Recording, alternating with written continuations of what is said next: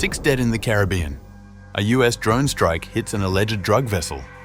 The first nighttime mission under Trump's war on cartels. Washington calls it justice. Critics call it murder.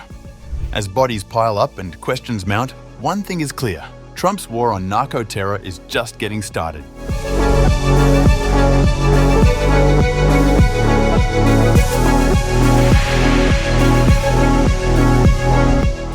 A US strike against an alleged drug vessel killed 6 suspected narco-terrorists in the Caribbean. US Defense Secretary Pete Hegseth said on October 24th. This is the latest operation in Donald Trump's counter-drug campaign in the region. In a post on X, Hegseth said this was the first strike carried out at night as part of the campaign, which began in September. According to him, the strike took place overnight, and the vessel was operated by the Tren de Aragua gang.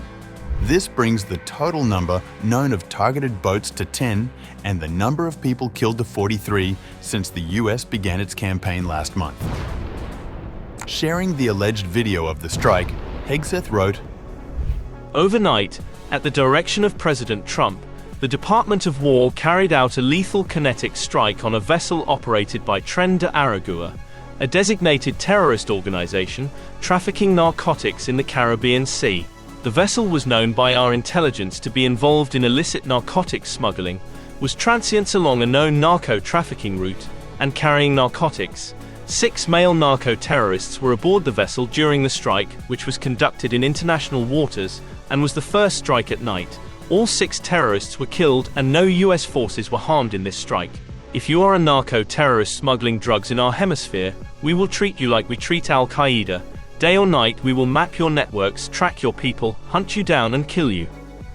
The strikes, which have been conducted without judicial proceedings or a declaration of war by Congress, have raised questions about the limits of presidential power and been sharply criticized by the governments of Colombia and Venezuela, where many of the boats appear to have originated, and also by the families of those killed, some of whom denied their relatives were involved in drug smuggling. Meanwhile, the United States President hosted a roundtable on what the White House describes as his administration's efforts to counter drug cartels and human trafficking on October 23rd. According to Al Jazeera, Trump, at the beginning of the meeting, said something that shocked most people present. "It should now be clear to the entire world that the cartels are the ISIS of the Western Hemisphere." The statement is in line with Trump's framing of drug cartels as narco-terrorists aiming to destabilize the US. Trump has already designated several cartels foreign terrorist organizations, a label not typically used for criminal organizations. The US military has also launched a series of strikes on alleged drug smuggling boats in international waters in Latin America and the Pacific in what critics have decried as extrajudicial killings. There were also rumors of the US sending B-1 bombers near Venezuela to ramp up some military pressure there. Trump denied it, but said he was not pleased with Venezuela. No, it's not accurate. No, it's false. But we're not happy with Venezuela for a lot of reasons, drugs being one of them. Amidst Trump's claims that these strikes are a force for good, there has been growing criticism over its ethics, legality, or lack thereof.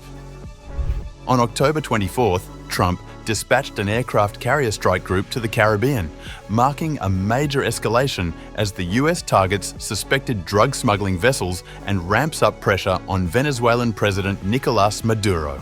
The deployment of a carrier signals a serious military posture and often indicates preparations for broader operations.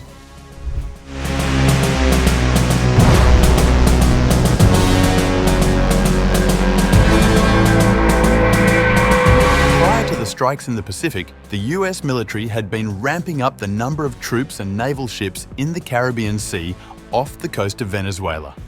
International law experts say it's an unprecedented amount of military hardware to confront suspected drug boats, which has fueled questions about whether the operation is about countering narcotics trafficking or instead toppling Venezuelan leader Nicolás Maduro.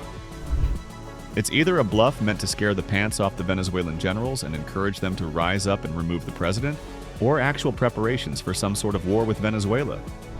After the 9/11 attacks, Congress passed an authorization for use of military force, granting the president the ability to use the US military against the terrorist group responsible for the attacks. The Trump administration has designated several South and Central American drug cartels and gangs as foreign terrorist organizations, but Congress has not authorized the use of force against them. Lawmakers, Democrats and some Republicans, have expressed concerns that the strikes on suspected drug boats violate domestic and international laws. Republican Senator Rand Paul of Kentucky charged that Trump has set a new precedent of shoot first, ask questions later. It's kind of ironic that we think these people are so dangerous. We're going to kill them without any information. Experts point out that transnational cartels are the primary buyers and distributors of drugs, not the Venezuelan or Colombian groups blamed by the Trump administration. Neither Venezuela nor Colombia, whose citizens have been targeted in the strikes, are major exporters in their own right. More drugs are exported via the Pacific, from ports in Colombia, Mexico, Peru, and Ecuador, than via the Caribbean Sea, where the strikes have been focused thus far. According to the government in Ecuador, which is plagued by drug gangs, 70% of the cocaine destined for the rest of the world leaves from its Pacific ports. Some see the campaign as a distraction from Trump's policy problems at home, while others suspect an attempt to oust leftist Latin American leaders with whom Trump has clashed. Legal experts say the administration's justification is full of holes. What this boils down to is the President of the United States asserting a prerogative to kill people based solely on his own say-so. Outside of armed conflict, there is a word for the premeditated killing of people, and that word is murder, and just because the administration puts together this fig leaf of a legal justification does not legitimize these premeditated killings in the Caribbean. Meanwhile, Venezuelan President Nicolas Maduro, whose last two re-election victories have been widely disputed, has accused Washington of plotting regime change, while Colombia's Gustavo Petro has suggested the idea of a coup d'etat against me. Now, is this truly another battle in the global war on drugs? And if so, is the United States going after the right people? Or is this something geopolitically broader?